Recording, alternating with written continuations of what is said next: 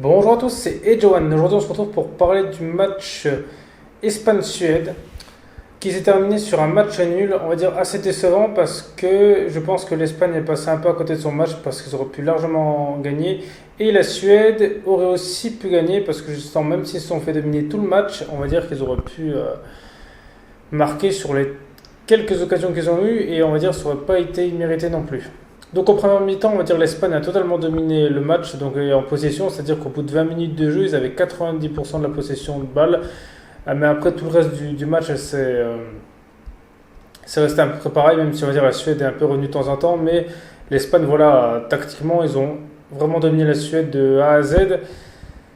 Et malgré ça, ils n'ont pas réussi à ouvrir le score. Alors leur tactique est quand même bonne parce qu'en soi, dans le football, le but justement, c'est de se créer des occasions et de dominer l'adversaire. Donc c'est-à-dire que l'entraîneur a quand même mis une bonne tactique en place parce que la Suède n'a pas existé. Après les occasions, là, c'est plus les joueurs qui sont fautifs que forcément, on va dire, la tactique. Parce qu'en soi, ils ont eu des occasions, ils auraient pu marquer. Mais le gardien de la Suède a vraiment été très bon. C'est bien pour la Suède justement qu'ils ont enfin un bon gardien parce qu'avant avec Isaacson était vraiment pas du tout un beau gardien. Parce que justement, je pense avec un meilleur gardien à l'époque de Zlatan, je pense que ça aurait pu le faire. Mais c'est vrai qu'ils avaient souvent un gardien qui était pas bon. Et là, c'est bien qu'ils retrouvent un beau gardien. Après, le reste de l'équipe, à part quelques joueurs, c'est comme assez faible. Parce qu'il n'y a pas beaucoup de joueurs justement qui évoluent dans des grands clubs.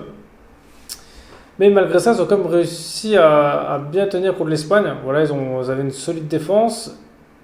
Ils ont eu une belle occasion, voilà, ils auraient pu vraiment marquer. Et on va dire, je pense que si ça avait marqué là, l'Espagne ne serait pas revenue. Parce que l'Espagne était bon justement, sauf près de la surface. Voilà, là, ils ont vraiment fait un peu, on va dire, n'importe quoi parce qu'ils auraient dû normalement marquer plusieurs buts.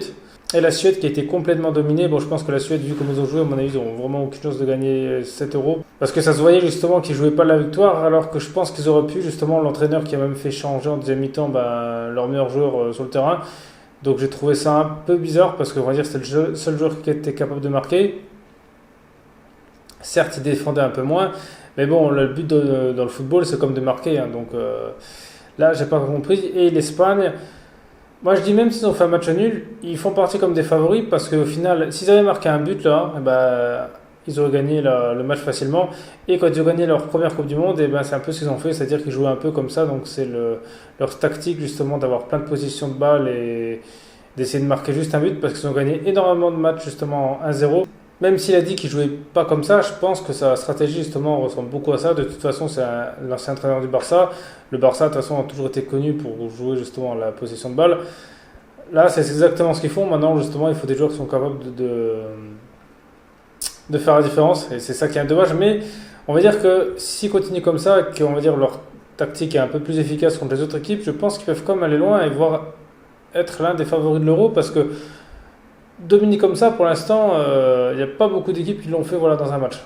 Donc je pense justement que les prochains matchs de l'Espagne vont être très intéressants parce qu'il suffit qu'ils refassent le même type de match, mais en marquant un but. Et là, je pense que le scénario est tout autre. Après, avoir le gardien d'Espagne aussi ce qu'il vaut parce qu'il a l'air quand même un peu fébrile. En plus, il ne joue pas non plus dans une très très grande équipe. Donc ça sera peut-être leur point faible cette année. D'habitude, l'Espagne qui est toujours habituée à avoir des super gardiens, là, je pense que cette année, ça va être compliqué parce que Derrière, ils jouent presque bien Manchester United, donc ça peut être l'un de leurs points faibles. Après la deuxième mi-temps, je ne vais pas trop en parler parce qu'au final, il n'y a rien eu. La première mi-temps était assez intéressante, il y a eu pas mal d'occasions. En deuxième mi-temps, voilà, il n'y a quasi rien eu. Il y a eu quelques occasions de l'Espagne, mais c'était vraiment très peu et la Suède a vraiment rien fait en deuxième mi-temps. Donc voilà, la deuxième mi-temps était vraiment à oublier. Je trouvais ça dommage parce que c'est comme l'Euro. J'ai l'impression de voir soit un match amical ou un match de championnat entre deux équipes, mais qui ne se donnaient pas à fond. Donc le match n'était pas exceptionnel à regarder, surtout en deuxième mi-temps. Voilà, après justement, vous dites-moi dans les commentaires ce que vous avez pensé de ce match. Voilà, s'il y a des choses que vous n'êtes pas d'accord avec moi ou des choses que j'ai oubliées. Ou justement, si vous pensez que l'Espagne a vraiment aucune chance de gagner l'Euro, par exemple, vous pensez que leur tactique, justement, elle est pas bonne. Et sinon, merci à tous d'avoir regardé cette vidéo. C'était Ejohan. On se retrouve très vite pour une prochaine vidéo.